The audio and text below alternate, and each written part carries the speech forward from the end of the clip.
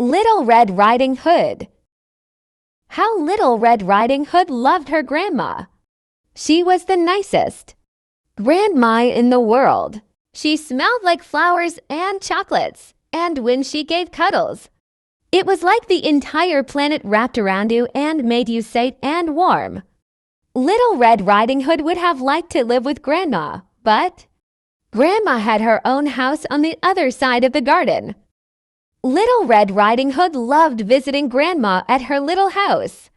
They would have orange juice and little cakes that Grandma would bake with honey and sprinkles. She had pictures in frames of Little Red Riding Hood and her parents, school pictures and home pictures, pictures at weddings and special occasions. Little Red Riding Hood would cross the garden every day to go and see her grandma. One day, as she was leaving, her mother asked her to take some vegetables to Grandma in a basket. Grandma would make a nice soup with them. So Little Red Riding Hood took the basket of vegetables and skipped through the garden to Grandma's house. The poppies were out and the lavender. The sun shone everywhere and it was so very pretty. But when Little Red Riding Hood skipped around the tea tree bushes, she ran headlong into a big slobbery Oscar who lived next door. "Hero," said Oscar. With his big rubbery lips, he spoke like this. "Where are you going, little girl?" "I'm taking some vegetables to Grandma's house," said Little Red Riding Hood, "and we're going to have cakes and orange juice." "Grandma's house," slobbered Oscar enthusiastically. "That one over there." "Yes, that one," said Little Red Riding Hood, and she pointed it out, the little cottage at the end of her garden, with the sunlight falling on it and making everything lovely and yellow. "Look, squirrel!" "Oh," barked Oscar, and Little Red Riding Hood looked behind her. She would have liked to see a fluffy, friendly little squirrel, but she couldn't see any squirrel anywhere in the garden. And when she turned to look again, Oscar was gone. No matter, Little Red Riding Hood resumed her walk to Grandma's. Although Grandma was only at the bottom of her garden, it took her a long time, because Little Red Riding Hood liked to stop so often along the way, smelling lovely roses and jasmine and picking up pretty little stones she saw on the path.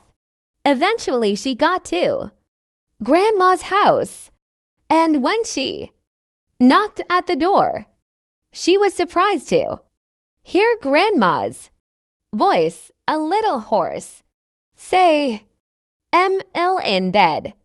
Child, just push the door open and come on inside." Little Red Riding Hood believed in being helpful, so she put the basket down and pushed the door herself. Then she picked the basket back up again and inch wandered. All the curtains were drawn. Grandma was in bed. Little Red Riding Hood could see the broad shape of her under the pink blankets. "Come closer," said the husky voice. And so Little Red Riding Hood did. Once she got to Grandma, she was quite surprised. Grandma looked very different to how she had just yesterday. "What big eyes you have, Grandma." "What a hairy face you have, Grandma." "What big teeth you have, Grandma." At that moment, Grandma walked in the back door.